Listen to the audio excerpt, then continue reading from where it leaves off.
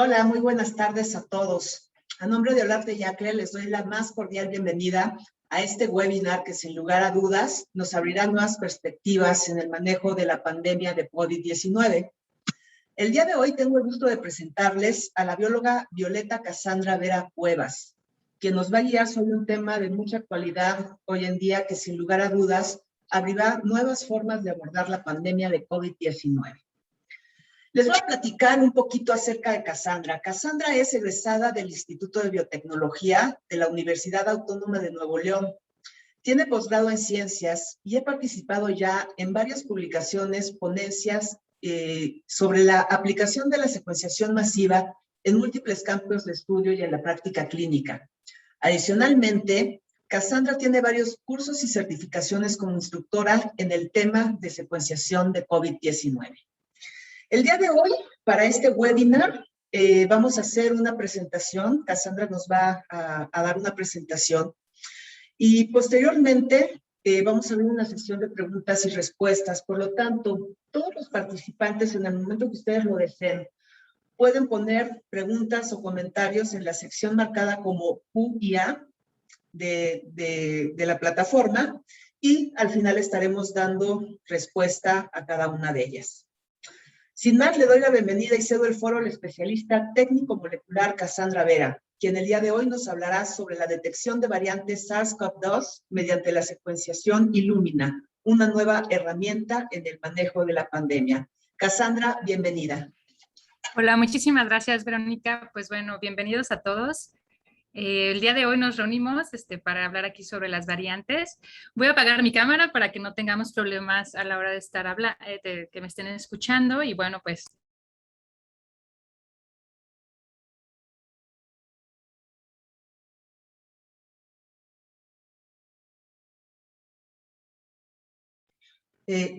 Cassandra, pusiste mute en tu...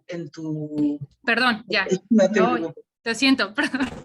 Ok, entonces, como les dijo Verónica, mi área es justamente la secuenciación y bueno, vamos a hablar de cómo es que la secuenciación ha estado impactando y realmente modificando la historia de esta pandemia, no solo desde el inicio que se identificó el virus, sino actualmente con las nuevas cepas, ¿no? Entonces, ¿por qué es importante hacer la vigilancia epidemiológica? Bueno, no sé, cada quien ha vivido la historia de la pandemia de una manera muy distinta. Yo me acuerdo cuando justo las vi en las noticias y se parecía como muy alejado del mundo. Justo estábamos todos como en las fiestas de diciembre y aparecieron las primeras noticias. Después, en enero, a principios del año, resultó que se había identificado una nueva cepa y esto fue posible justamente gracias a la secuenciación. Entonces ahí en Illumina todo el grupo se sintió muy orgulloso porque había hecho un récord muy importante a la hora de identificar un nuevo virus. E incluso, pues siguió avanzando, se registraron ya la primera muerte, el primer caso fuera del país, que fue justamente en Tailandia. Y bueno, yo recuerdo cuando estaba en México, que eran como las 6 de la mañana, y el doctor Edgar de Lindre me habló y me dijo, oye, necesitamos secuenciar. Y supe que había llegado a México, ¿no? Y desde entonces, yo creo que lo que nadie pensó que iba a tener un gran impacto tan grande en la vida de todos, pues empezó a cambiar, pues todo, ¿no? El trabajo, la escuela e incluso hasta la economía de muchas personas y, ¿por qué no, hasta la vida? Y si ayudó en un principio, que fue lo que nosotros vimos, a identificar el virus, incluso mi jefa me dijo, ¿sabes qué? Pues ya no va a haber mucho trabajo en secuenciación, los hospitales se van a dedicar a COVID, pues ya no hay nada que hacer, ¿no quieres ayudarnos a hacer tiempo real? Y dije, bueno, sí, porque pues bueno, ayudó a identificar y ahora hay que hacer tiempo real. Entonces, punto número 1, hasta aquí en esta parte de la historia, Illumina ayudó, o bueno, la secuenciación. Cabe decir que casi más del 90% de la secuenciación se hace con la tecnología de puente que le llamamos Illumina.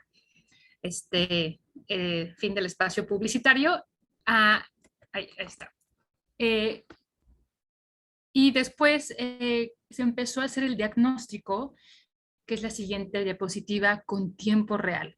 Pero ¿cómo es que ayudó o cambió la historia la secuenciación? Bueno, aquí tienen justamente en la parte de arriba el genoma del virus. El genoma del virus tiene varias proteínas y lo que primero se hizo fue saber que este bicho era diferente a lo que veníamos conociendo como otros coronavirus y teníamos que saber qué regiones eran lo que lo hacían distinto. Entonces, cuando lo secuenciamos, dijimos, ah, mira, esta región, este gen tiene tantas mutaciones y aquí es distinto.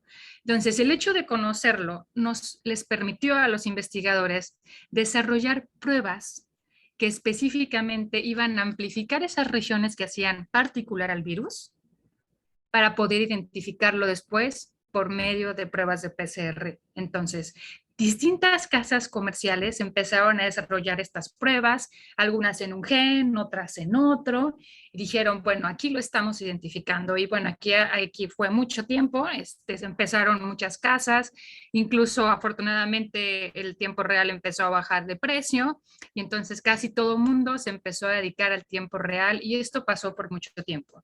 Entonces, otro punto importante, sí ayudó a identificar estas diferencias y después el tiempo real si amplificaba a este gen o a esta sección que era diferente, nos daba la respuesta. Si amplificaba, sí, estás infectado, lo tienes el virus, no, no lo tienes. Era suficiente para tener el siguiente paso clínico o hacer el manejo. Pero sabemos que los virus están mutando y queríamos distinguir en esta época global cómo se está moviendo, porque las personas, que son los hospederos, se mueven con el virus. Y nos importaba tener este seguimiento. Y una de las cosas muy importantes era saber cómo se mueven las personas y hacia dónde va el virus, porque nos empezaba a definir estrategias políticas y de salud. Entonces, ¿por qué es esto importante? Porque sabemos que los virus están mutando. Y los virus mutan a una tasa mucho más rápida que nosotros, que somos mamíferos, porque se replican en un tiempo corto. Y entonces, ¿qué empezamos a ver? Lo que pensamos que iba a durar 15 días, un mes en pandemia, empezó a durar mucho tiempo. Y además es que de repente teníamos noticias como esta al inicio de este año, no, pues que ahora tenemos la variante B117 y entonces los vamos a mandar de nuevo a cuarentena. Porque había sido diferente, había mutado y entonces ahora era más infeccioso y había que tomar nuevas medidas. Y esto a nosotros, ¿qué nos dijo? Nos dijo, la epidemiología y hacer el monitoreo es importante no solo para identificar y hacer pruebas de PCR, sino para saber cómo está cambiando. Y entonces, porque tenemos que identificar estas mutaciones. Después, ¿qué pasa si el virus se está reproduciendo a nivel mundial, miles de personas, millones de personas? Pues la probabilidad que estas mutaciones ocurran es mucho mayor. Y empezamos a ver que si casualmente estas mutaciones estaban en esos lugares donde las casas comerciales habían diseñado sus pruebas, pues las PCR empezaban a fallar y empezaban a dar falsos positivos. Y esto pasó con las casas comerciales más populares, desde Roche hasta Thermo Fisher. Y entonces hubo una revolución y fue necesario incluso cambiar los diseños de estos primers para que ahora, pues para que no dieran los falsos positivos y nos permitieran seguir haciendo la parte epidemiológica.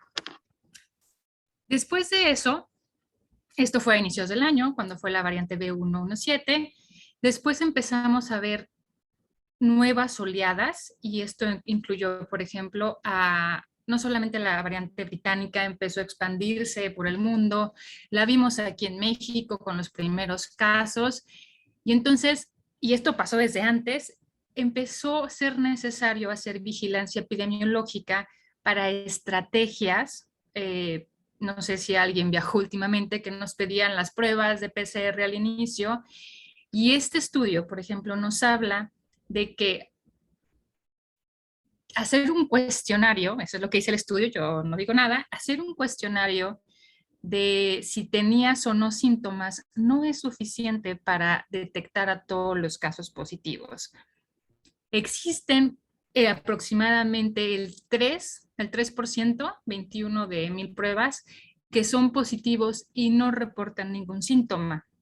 De estos, de los que son positivos, es posible diagnosticar en una primera prueba de PCR hasta el 70% más o menos. Pero aún así, si a todos le hacemos PCR, no vamos a poder diagnosticar a todos y se nos va a escapar el 30%. Y este 30% es importante porque puede contagiar a otros y de manera logarítmica. Entonces esto era un problema. ¿Y qué fue lo que se decidió? Genial, ahora hay que hacer cuarentenas. Hay que hacer cuarentenas, hay que hacer una segunda prueba de PCR al sexto o al séptimo día. Y entonces, ¿qué es lo que nos permitió? Nos permitió hacer la secuenciación, nos permite hacer los monitoreos de quiénes se van contagiando, porque si tienen las mismas mutaciones, por la probabilidad es más seguro que te lo haya pasado a alguien. Y entonces nos permitió hacer estrategias públicas. Y esto, pues bueno, tuvo un impacto tremendo de los viajes y de la economía a nivel mundial. Entonces, mientras todo esto pasaba, vimos cómo se iban desarrollando las vacunas. Queríamos que sacaran las vacunas lo más pronto posible, pero con estas mutaciones que se iban acumulando, la pregunta era, bueno, ¿y si los virus están cambiando? Y vemos que las pruebas de PCR están en riesgo porque justamente ahí son las mutaciones, y estas mutaciones, si son ahí, sabemos que las vacunas van a funcionar. Es decir, las vacunas se hicieron de acuerdo a cómo cuando inició el virus, a cómo era la cepa, ¿no? Entonces tú le dabas una fotografía más o menos a tu cuerpo y le decías, busca esto, pero si ahora era algo diferente, ¿la podría identificar? Si ya las pruebas estaban teniendo riesgo y si cambiaba más, ¿iban a ser eficaces? Y esto se vio justamente con la vacuna Delta y depende mucho de la estrategia de la vacuna. Y como sabíamos que existían diferentes estrategias, se hizo muy importante seguir monitoreando cómo iba cambiando el virus. Entonces, ¿cómo es que ayuda en esta introducción la epidemiología? Bueno, ayuda justamente a nivel local porque nos ayuda a identificar estos pequeños clústeres y a nivel nacional viendo cómo estos clústeres se van moviendo justamente por las rutas de migración, ¿ok? O comerciales que tenemos. Nos ayuda a investigar estos nuevos brotes, como fue en caso del inglés, el caso del delta, del gamma, del alfa, del delta. Entonces nos ayuda a tomar estrategias políticas, nos ayuda a identificar, nos ayuda a desarrollar estas pruebas de diagnóstico o de PCR y nos permite incluso valorar estos escapes de las vacunas, ¿no? De acuerdo a cómo han sido diseñadas. Entonces, esa es una introducción a lo que vamos a ver justamente hoy, lo vamos a ver un poco más extenso, es una introducción de 10 minutos. Y la primera pregunta que tengo para mi querido público conocedor es, ¿cuál es el tamaño o la longitud del genoma del virus?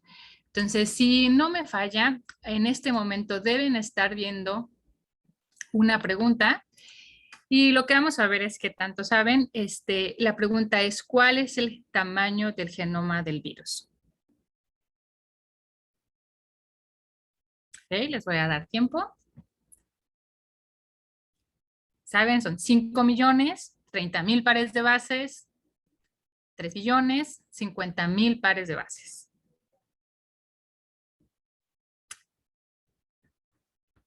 Sin miedo, sin miedo. Bueno, voy a parar. Voy a compartir los resultados, creo que están viendo.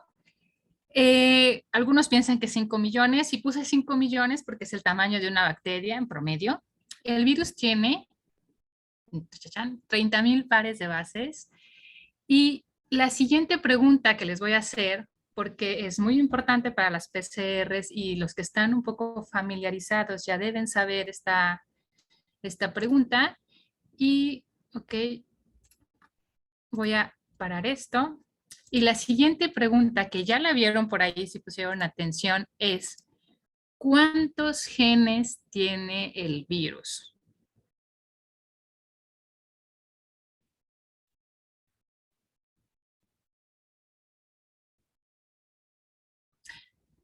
creo que en esta, bueno, ok, listo, voy a pararlo. Está muy, pensé que estábamos muy bien, pero bueno, la respuesta es 3. Y bueno, ¿por qué es esto importante? Ahí está. Entonces, la pregunta es ¿el virus es un virus de RNA de una sola cadena de sentido positivo? Tiene 30.000 nucleótidos.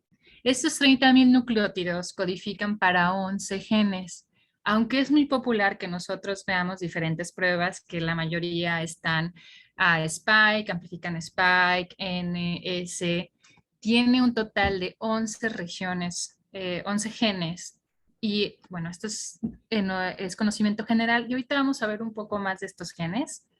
Pero antes de hacerlo, me gustaría entrar en la nomenclatura de las variantes, porque ha cambiado también mucho como toda la historia del virus. Y bueno, lo primero que vamos a ver es, la nomenclatura no la define ninguna casa comercial, sino solo un grupo de personas, porque es importante tener un lenguaje científico. ¿Cómo le vamos a llamar a una misma cosa todo el mundo para que sea fácil comunicarnos? GSI es el máximo repositorio ahorita del virus, ha sido muy importante, muy popular, toda la gente sube sus secuencias a GSite y las comparte justamente para saber cómo está evolucionando el virus. Nextray nos permite tener el nombre de un clado, ahorita vamos a ver qué es un clado, y Pango, este sistema nos permite nombrar a los linajes. ¿Ok? Entonces nos permite saber o identificar quiénes, poniéndole un nombre, quiénes son estos virus que son de interés o estos linajes que son de interés, los que son de preocupación y los que tienen que ser investigados. Entonces, son los científicos quienes lo hacen y justamente, y lo vimos todo, empezamos a ver, porque yo así la conocí, por primera vez, no, pues que la variante inglesa, que la variante brasileña, no, pues la variante africana. Y esto podría ser un poco estigmático, ¿no? Entonces llegó justamente la Organización Mundial de Salud y dijo, bueno, vamos a nombrarlos de una manera que todos podamos decirlo, que sea fácil pronunciarlo, y eso fue el alfabeto griego. Pero significa que depende con quién te juntes, es como lo nombras. Entonces, si bien es cierto, vamos a tratar y hemos tratado de mantenerlo ahora como las letras del alfabeto, es cierto que también se siguen usando esta nomenclatura de Giselle, de Nextray y de Pango, ¿no? Y siguen siendo conocidas así. Entonces, bueno, ya dicho esto, ahorita vamos a hablar un poco más de qué es un grupo filogenético, pero antes de eso vamos a hablar de la identificación en la filogenia. Entonces, ¿qué es lo que pasa? Empezó la pandemia, no sé si ven mi mouse, empezó la pandemia, los virus mutan aleatoriamente, la polimerasa no es perfecta, y entonces pasa una mutación y podemos dividir a los virus, los que tienen esa mutación y los que no la tienen. Pero luego a esos virus que ya tenían una mutación, les vuelve a pasar algo y acumulan esta mutación y la mutación anterior. Y luego a esos otra vez a alguien le pasa algo, por ejemplo, que es ese algo que tienen resistencia o periodos muy largos de infección y entonces hay más tiempo para que los virus muten, de tal manera que tenemos que hay grupos que tienen las mutaciones históricas como ascendentes, la primera que surgió, la segunda y la tercera. Eso que vemos ahí con letras AB se conocen como linajes porque comparten las mismas mutaciones, ¿ok? Pero si bien la bolita azul, existen mutaciones que son compartidos por todos y mutaciones específicas de cada linaje. Entonces, esto es importante porque ¿qué tal, como ya sabemos, que una de estas mutaciones lo hace más peligroso? Algunas no, algunas sí, pero generalmente las que se van a pasar son aquellas mutaciones que le dan justamente infectividad al virus. ¿Por qué? Permiten que se siga expandiendo. Entonces, la tendencia de los virus es hacer más infecciosos, pero afortunadamente para nosotros, menos letales, porque si se muere el hospedero, se acaba la infección. Entonces, es la tendencia, lo que se hipotetiza. Pero bueno, regresando al tema, vemos, acuérdense que tenemos dos organismos diferentes, uno es Nexttrade y otro es Pango. Nexttrade nos habla de nomenclaturas de clado. Y aquí vemos lo que es un clado. Un clado, si pensamos en nuestra mente, no obviamente en nuestra mente, si pensamos en un árbol y lo cortamos de una sola rama, todo el ramaje a partir de donde cortamos, eso es un clado, es un grupo que parte de una sola rama.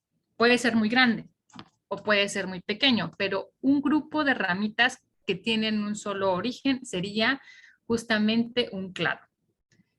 Y un linaje son las últimas hebras y habla justamente de descendencia, como de descendencia de padre a hijo, o sea, solo una descendencia hacia arriba o hacia abajo.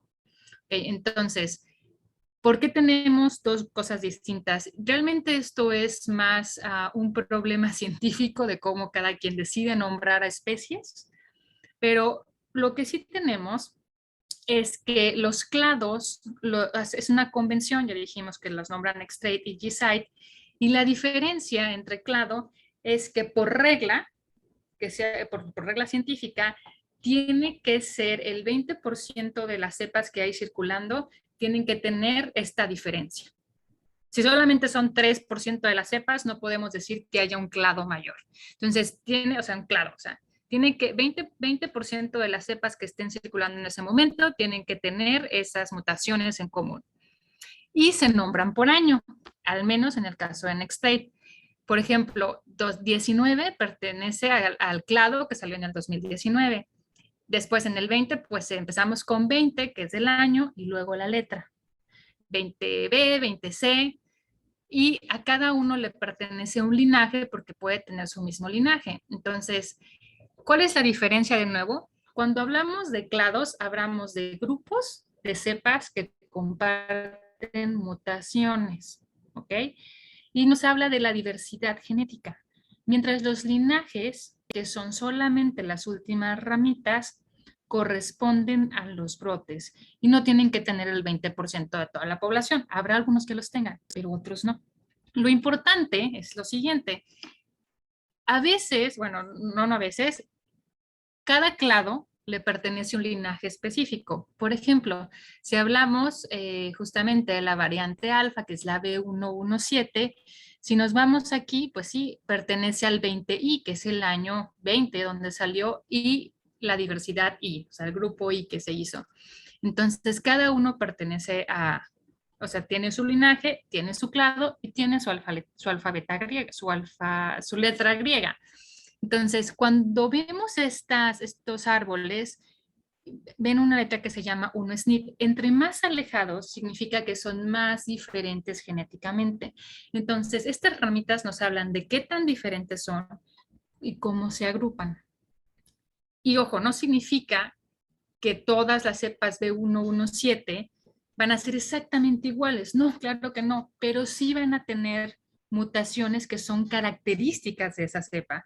Y ahí listamos, por ejemplo, 3. Entonces, ¿qué es lo que vemos? ¿O qué es lo que... ahorita estamos viendo una gráfica y vemos que hay mutaciones que ya dijimos son compartidas por todos los linajes, o por todos los linajes, como por ejemplo, que hoy vamos a hablar un poco más de eso, la D614G. Todos los linajes las tienen. Tenemos otros que son compartidas, por ejemplo, la B1427 comparte la mutación W152C y también la B1427. Probablemente sean del mismo clado. ¿Ok? Entonces, existen mutaciones que son compartidas, mutaciones que son específicas y seguramente puede haber una mutación por ahí aleatoria que no por eso o esa mutación la va a hacer diferente para que la nombramos linaje. Entonces, así es como se va a ir nombrando a las variantes, a los linajes. Y entonces, ¿qué resulta? Pues resulta que si esa mutación le dio una ventaja, por ejemplo, de infección, o vemos que hay un brote y se relaciona con una mutación, porque todos tienen esa mutación, ¿qué es lo que sucede? Empezamos a decir, bueno, es que hay que estudiarla, hay que investigarla. ay no, pues fíjate que resulta que sí es de interés, que sí puede ser, que fue en el spike y el spike se asocia con el receptor AC2. Ah, bueno, entonces cuando se demuestra que realmente tuvo algo, entonces se hace una variante de preocupación. Y así es como las vamos identificando. Entonces tenemos los linajes, tenemos variantes que las caracterizan y cuál es el resultado de esa investigación. Entonces, y este es el resumen. Recuerden que existe una nomenclatura Pango que le corresponde su propia nomenclatura en Extre. Y que actualmente, pues creo que usted ya la dijimos, ¿no? Fue mi imaginación.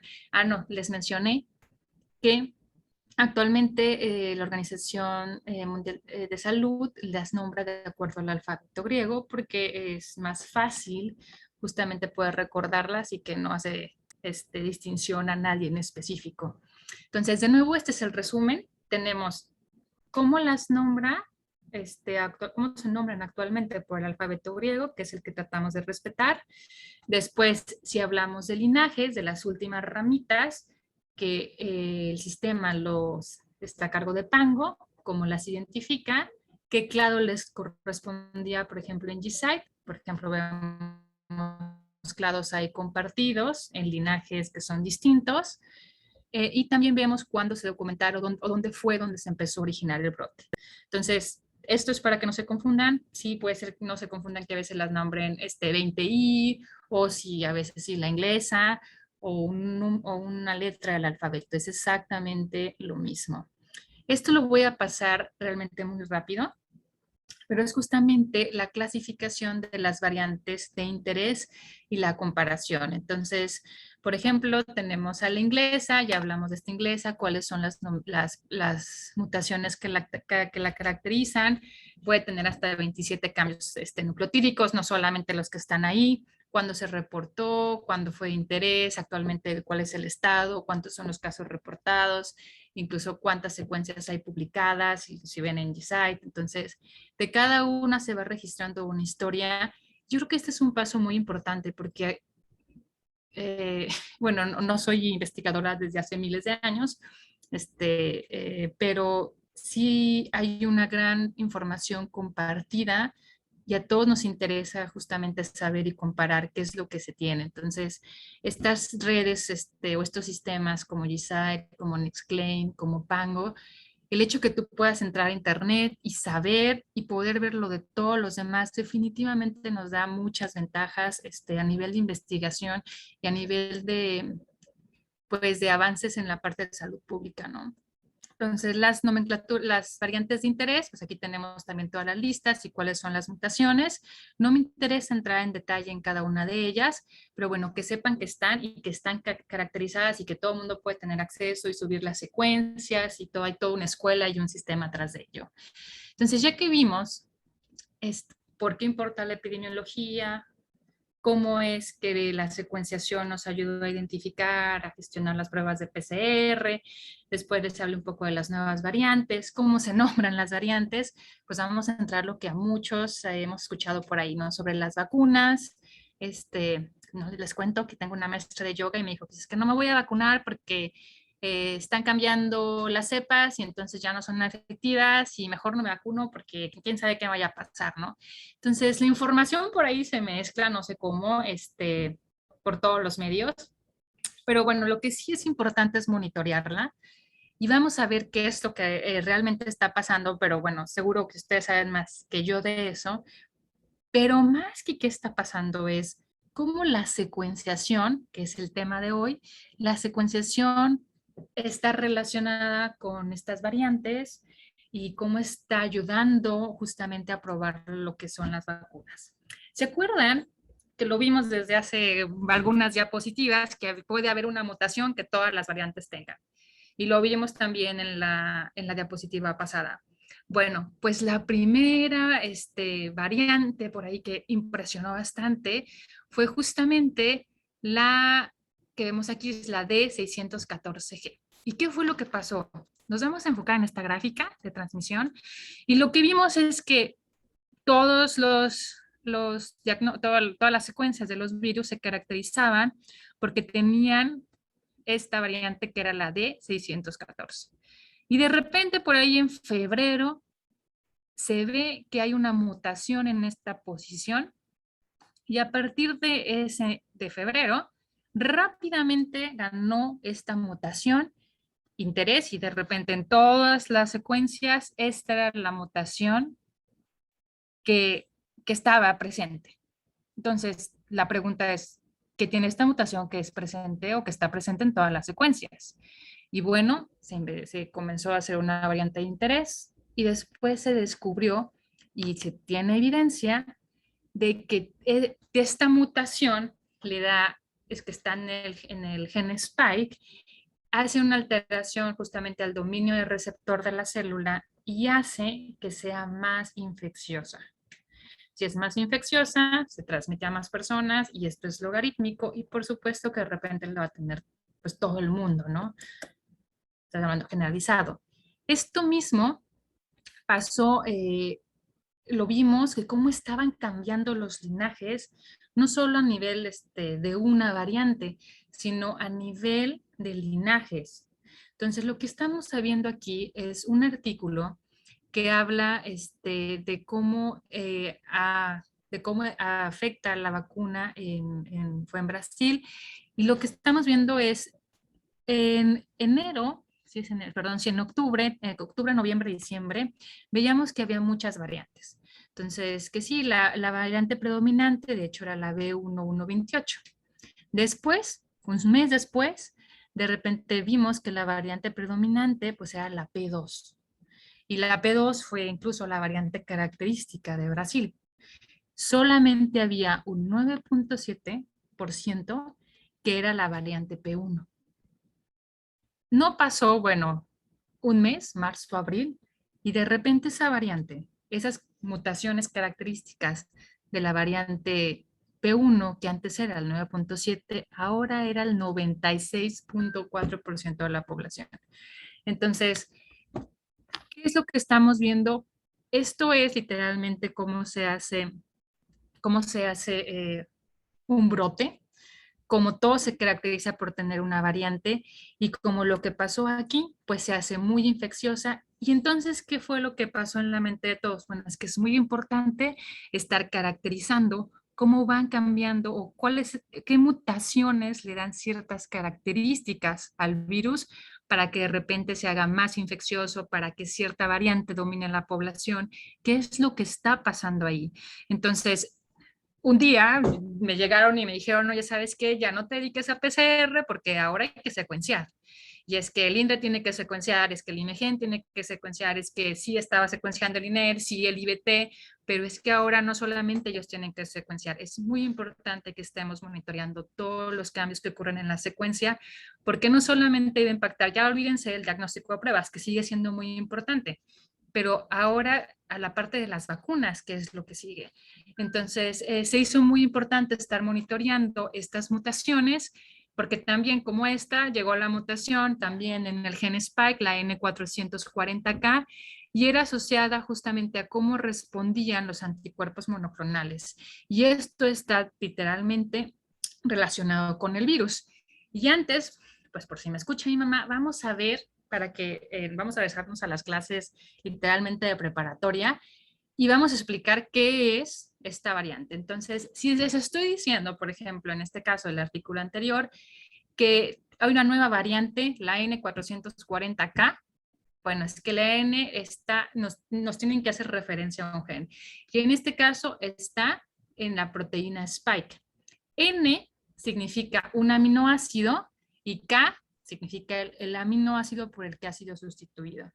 Entonces, si vemos en esta gráfica, ¿qué es lo que pasa? Nosotros hacemos, que es como en este dulce, la secuenciación del genoma. Puede ser que haya una mutación, pero como vemos aquí, si la mutación cambió, por ejemplo, de U a C, pues sí hay un cambio, pero decimos que este cambio no afecta porque es sinónimo, porque sigue produciendo fenilalanina, ¿ok? Entonces sí cambia, pero no importa. Pero ¿qué pasa si de C casualmente cambia a A? Pues es que aquí sí importa, porque el cambio hace que la proteína cambie y entonces ahora es leucina. Entonces, cuando estas mutaciones cambian y tienen un efecto y cuando ese efecto tiene que ver con la infección, pues por supuesto que nos importa. Y entonces, esto es lo que estamos viendo. Entonces, cuando vean esto, generalmente hace un cambio. ¿Y cómo lo podemos detectar? Pues con secuenciación, porque tenemos que conocer cuáles son las bases, cuál es el cambio y luego empieza la parte de investigación. Entonces, cuando estamos diciendo, nos regresamos a lo anterior, que hay una variante y que se asocia al escape inmunológico, pues sería cómo es que esta variante está afectando y hay que hacer las pruebas de investigación y se necesita secuenciar estas posibles escapes o estas variantes o estas personas, ¿no? Esta diapositiva de aquí habla justamente sobre las vacunas y es que las vacunas han sido definitivamente la intervención más efectiva en salud pública contra la pandemia. Entonces, esto no se duda. Incluso aún con las vacunas, con las vacunas contra la variante Delta. El problema es que, como ya dijimos, cuando se empezó la parte del desarrollo de las vacunas, se hicieron con las cepas que en ese momento estaban. Entonces, si la vacuna podía producir o solamente era con base a cierta proteína, por ejemplo la spike, y la spike cambia, pues puede ser que entonces ya no nos haga producir tantos anticuerpos. Entonces, ¿qué es lo que vemos aquí en este artículo? Bueno, para empezar, esta gráfica de aquí abajo hace una comparación justamente en los niveles de anticuerpos entre las personas que no están vacunadas y las personas que tienen una dosis y aquellas que tienen otra dosis. Entonces, el negro son las personas que no están vacunadas. Como se ven, pues no tienen respuestas de anticuerpos. La anaranjada y la azul son personas que recibieron una y dos dosis de una vacuna. Entonces, lo que vemos aquí es que efectivamente sí hay diferencias entre las vacunas porque ellas siguen diferentes métodos, están desarrollados bajo diferentes tecnologías. Pues por supuesto que sí existe diferencia entre un método y otro de la vacuna. Y el segundo es otra vacuna, cómo responde cuando solo tienes una dosis y cuando hay dos dosis. Entonces, este estudio hace referencia a que sí existe diferencia a la hora entre las personas que están vacunadas y las que no están vacunadas, justamente en los niveles que nos hablan sobre, ay, se me fue la palabra, sobre infección. Pero lo importante de este artículo es que no encontraron al menos ellos diferencias significativas entre tener una vacuna y no tener ninguna vacuna. Las vacunas eran efectivas cuando las personas habían cumplido las dos dosis después de 15 días y entonces demostraron que había una mortalidad menor contra el otro grupo de aproximadamente el 50%. ¿Okay? Entonces, y lo demostraron no solamente en mortalidad, sino en el caso de soporte ventilatorio. Inflamación era la palabra que me estaba acordando. Entonces, había, eh, había menos inflamación, realmente era muy diferente. Entonces, ¿qué es lo que necesitaron aquí? Pues justamente hacer el estudio y ver qué era lo que estaba pasando con las vacunas. ¿Y por qué era importante? Y bueno, y todo esto, ¿por qué es importante aquí la secuenciación? Porque necesitamos saber si estas nuevas variantes también son efectivas contra, necesitamos saber primero cuáles variantes tenemos y para esto hay que ponerle nombre y apellido y esto solo se puede hacer con secuenciación y después de que le hemos puesto nombre y apellido, entonces saber cómo están reaccionando cada una de las vacunas. Este fue un artículo que se dio justamente en Israel porque ahí está la vacuna Pfizer, la BNT162b2, que es como se conoce. Y lo que ellos estuvieron monitoreando fueron en los doctores que ya estaban vacunados. Aunque ya estaban vacunados, 1497 fue el grupo que se estudió, 39 de ellos se infectaron con SARS. Y entonces la pregunta era, bueno, ¿qué tienen estos 39 casos que no fue la vacuna suficiente pues para la infección? Lo primero que vieron en este grupo de trabajadores de salud, porque, bueno, enfermeras y otros más, doctores, por supuesto, el 67% había desarrollado síntomas, el 33% solamente fue asintomático. Eh, y hicieron como un periodo de síntomas largo, lo que se conoce como COVID largo, justamente, pero definitivamente descubrieron, y esta es la parte importante, que existe que puede las vacunas tener como un predictor. Entonces, importa mucho cuando tú te vacunas después de un mes, cuáles son los anticuerpos. Y aunque después desaparezcan, estos anticuerpos nos sirven para predecir que también vas a responder a otra infección. Entonces, lo que estamos viendo en estas gráficas no se ve, lo hubiera puesto más grande, pero en la primera gráfica vemos cómo están relacionando estos casos de que están infectados versus los que fueron vacunados pero que no se infectaron. Entonces, lo que vemos es que las personas que lograban infectarse definitivamente tienen menos niveles de anticuerpos neutralizantes versus aquellos que pues no se infectaron porque están compartiendo los mismos espacios y que estos niveles se relacionan con los niveles de anticuerpo que obtuvieron después de vacunarse. Entonces, desde un principio fueron más bajo y después, cuando estaba en la parte de incubación, también se relacionaron más bajo. Y esto es un predictor para saber que también vamos a responder a la vacuna.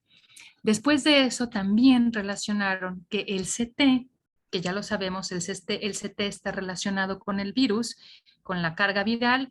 Entonces sabíamos que aquellos que eran diagnosticados positivos tenían obviamente un CT más bajo, es decir, una mayor carga viral, y aquellos que no desarrollaron síntomas, pues tenían una carga viral menos baja, es decir, un CT más grande.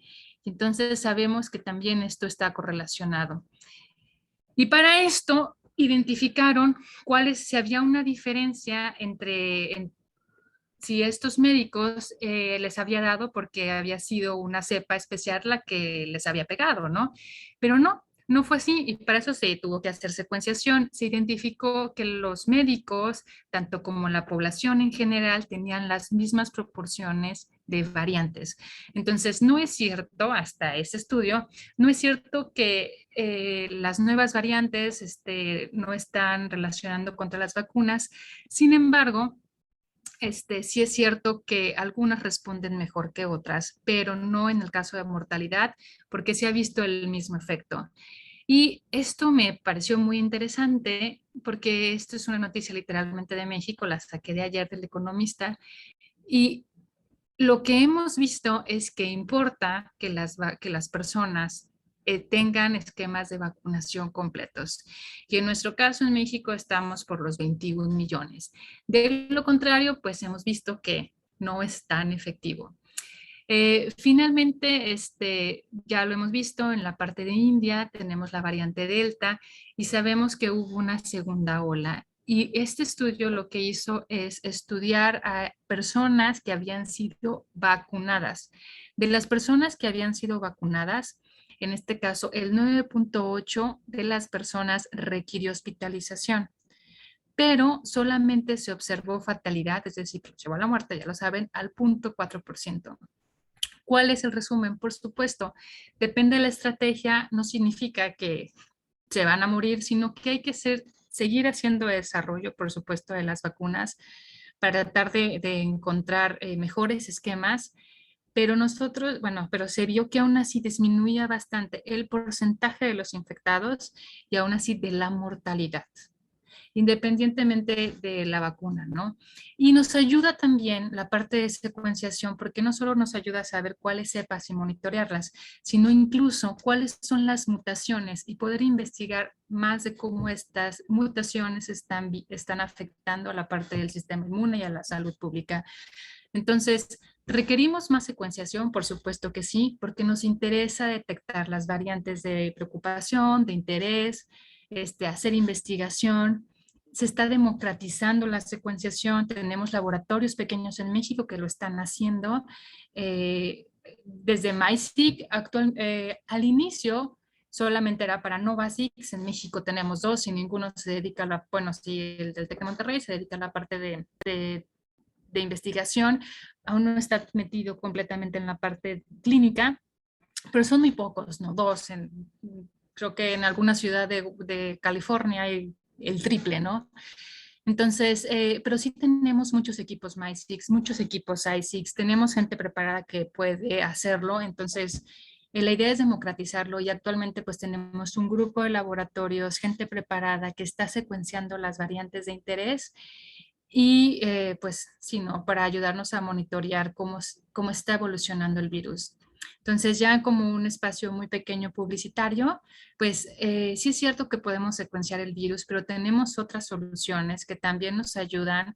Por ejemplo, no solamente la parte del virus, tenemos algo que se llama AmpliSeq, que aunque sí desarrolla el virus, lo hace con otros amplicones que nos permite tener una cobertura más uniforme del gen spike, que nos importa mucho.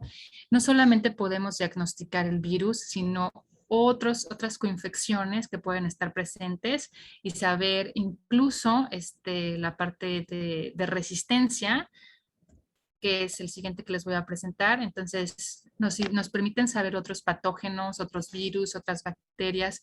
Y esto fue muy importante al inicio por la parte de las coinfecciones. Entonces, no solamente podemos amplificar SARS, podemos hacer la parte de coinfecciones, pueden generar los reportes en la parte del análisis.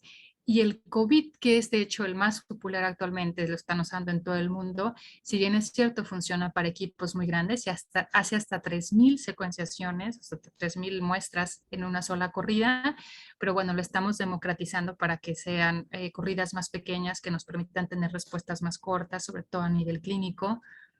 Y esto lo tuve que poner por el bien de los que hacen el laboratorio.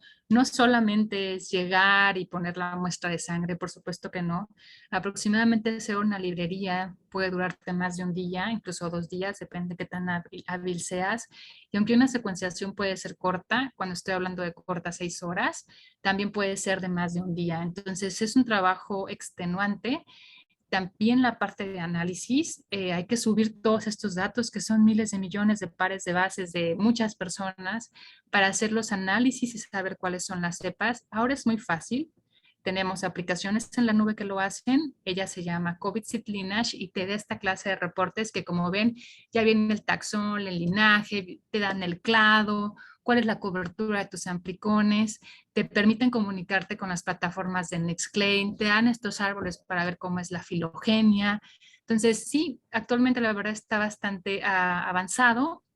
Entonces, es muy importante que sigamos haciendo el monitoreo. Estas muestras tienen que ser especiales. Cuando me refiero a especiales, es que para que la secuenciación sea de buena calidad, tienen que tener alta carga viral, porque si no, las vamos a perder a la hora de querer hacerlo.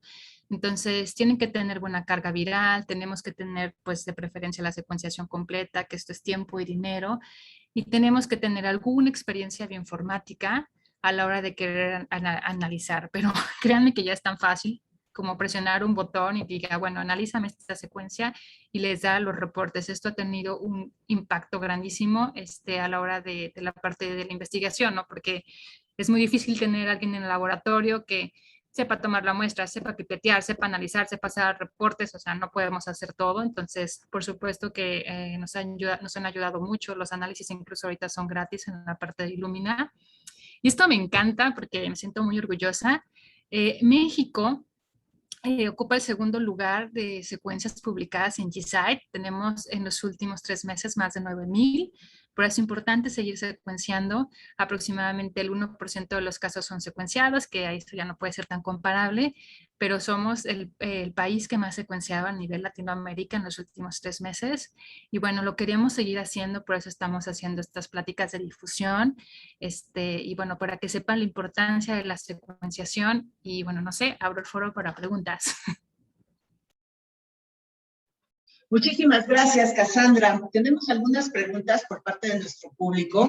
Muy, muy buena la plática. Me pareció súper interesante y súper bueno el tema. Tenemos una primera pregunta. Nos pregunta cuál es la diferencia entre una variante de interés y una variante de preocupación y cómo se pueden detectar.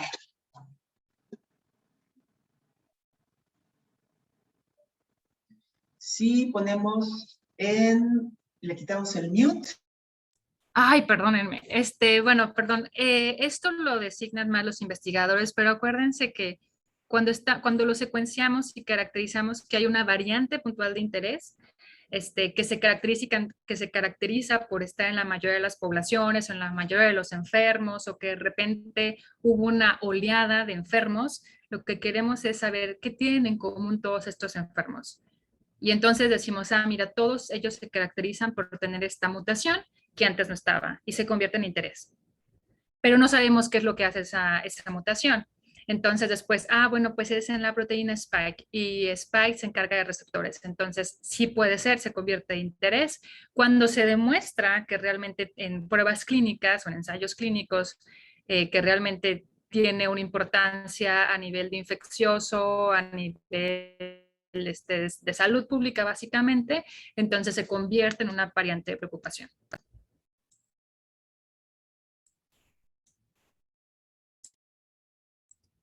Creo que yo ahora no la escucho, no sé si me escuchen.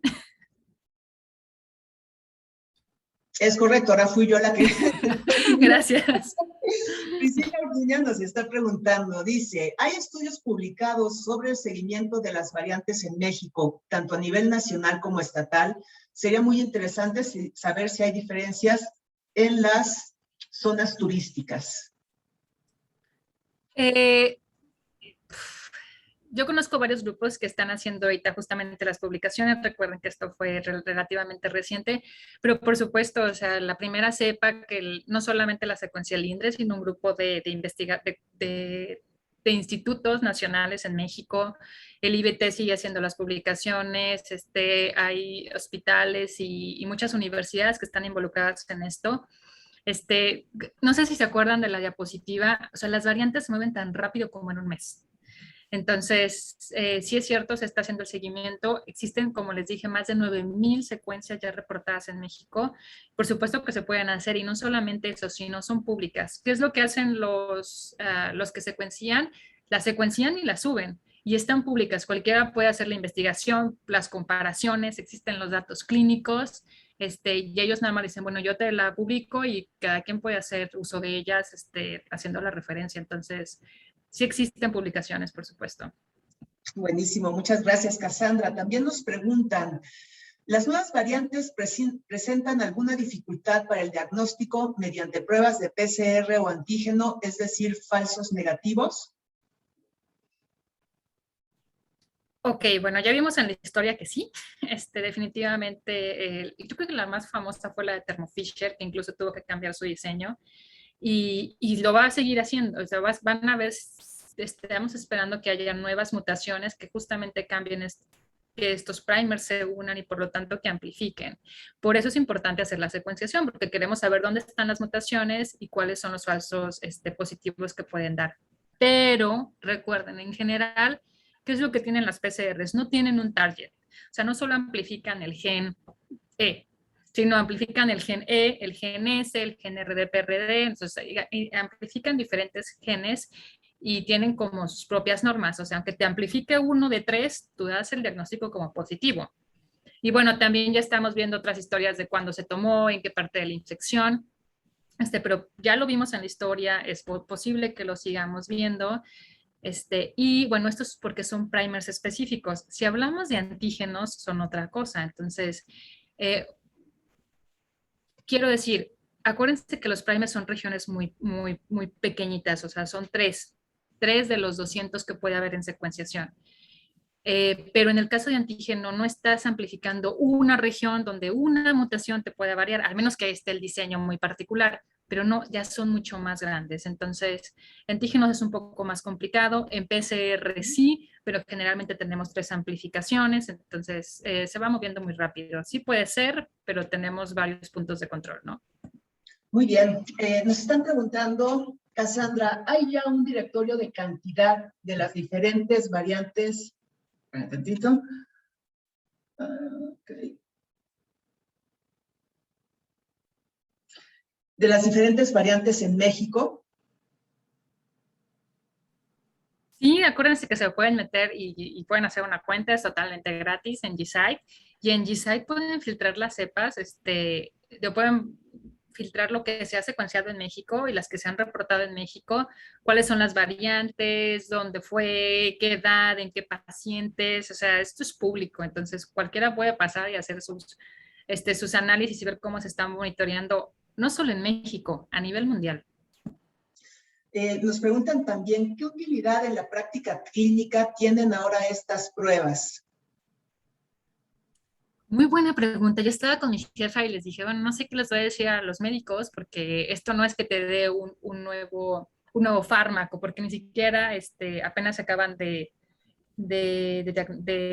aprobar. Pero por supuesto que sí tiene un impacto porque nos permite no solamente la parte de diagnóstico, la parte de seguimiento y por supuesto la parte de los fármacos que se están desarrollando.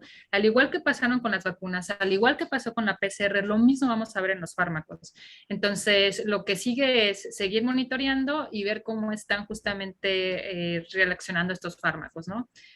Y bueno, esto es como ahorita lo que sigue después de las vacunas. Perfecto. También nos preguntan, hay un par de preguntas más o menos similares. ¿Las pruebas rápidas o pruebas de antígeno sirven contra las variantes?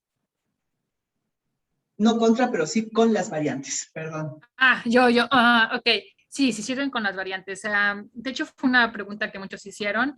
Las pruebas de PCR empezaron los que distribuían las pruebas de PCR tuvieron que hacer pruebas para ver si servían contra estas nuevas variantes, que básicamente es, ¿dónde está mi primer? ¿Es donde está viendo la mutación? Si sí, ¿cuál es la probabilidad de encontrarla? Porque si hay una mutación, generalmente va a amplificar, pero si ya hay dos o hay tres, no van a amplificar. Entonces, lo mismo pasa, pero en el nivel de antígeno. Lo que nosotros en general se ha encontrado, acuérdense que no es una sola molécula, una sola mutación, sino es un conjunto es una probabilidad. Entonces puede ser que las probabilidades en las nuevas variantes disminuyan y eso es justamente lo que se tiene que monitorear, saber si ha disminuido y en qué proporción y en qué punto de plano hay que cambiar la prueba, ¿no? Porque esto le pasó a Roche y le pasó a Thermo Fisher y entonces, bueno, hay que modificar las pruebas para que sean más efectivas. Lo mismo con las pruebas que ya se vio y es muy conocido, lo mismo con las vacunas, lo mismo con los siguientes fármacos que va a haber. Todo irá evolucionando, así como van saliendo nuevas cepas, todo irá moviéndose de acuerdo a ellas, ¿cierto? Como la nomenclatura también, entonces aquí todo se mueve, sí. Ok, nos piden que si puedes repetir el portal donde están las secuenciaciones. Sí, es G-Site, y bueno, pero si están viendo esta, G-Site. Bien. Y bueno, doctora, bióloga, Cassandra, queremos agradecerte a nombre de Olarte Yacle tu participación, toda esta ponencia definitivamente fue muy clara. Tenemos varios comentarios del público en donde expresan, ¿no? que fue muy clara la ponencia, que estuvo muy bien. Muchas felicidades porque además estás participando en que este manejo de la pandemia sea mejor. Que cada vez tengamos nuevas herramientas para poder dar un manejo efectivo de toda esta pandemia. Muchísimas gracias por tu participación. No sé si quieras comentarnos algo. No, pues nada, muchas gracias por invitarme, de verdad, y esperamos que sigamos todos poniendo nuestro granito de arena desde nuestra trinchera. Bueno, yo desde la parte tal vez de secuenciación, pero estoy seguro que todos estamos haciendo algo y pues seguir avanzando pues todos juntos, ¿no? Es correcto, muchísimas gracias. Y bueno, muchas gracias a todas las personas que se conectaron. Les quiero comentar que estas pruebas de secuenciación las vamos a tener disponibles en Olarte Yacle a partir del siguiente lunes. Van a estar disponibles para todos ustedes. Pongo a su disposición nuestros teléfonos, el 55 84 07 33. Para cualquier información, ahí nos pueden localizar. Y de igual manera, ¿no? Todo lo que son las pruebas de anticuerpos, también las tenemos disponibles, las pruebas cuantitativas, están disponibles en Olarte Yacle ya desde hace algún tiempo, incluso manejamos varias plataformas para poder atender a todas sus peticiones y sobre todo, pues, igualmente poder poner este granito de arena para que todos los médicos tengan disponibles más herramientas en donde les permitan atender a los pacientes en esta pandemia. Les agradezco muchísimo y esperamos verlos pronto este es el primero de varios webinars que hace Olarte Yacle. Esperamos verlos muy pronto con algún otro tema. Muchísimas gracias a todos. Gracias a todos. Bye.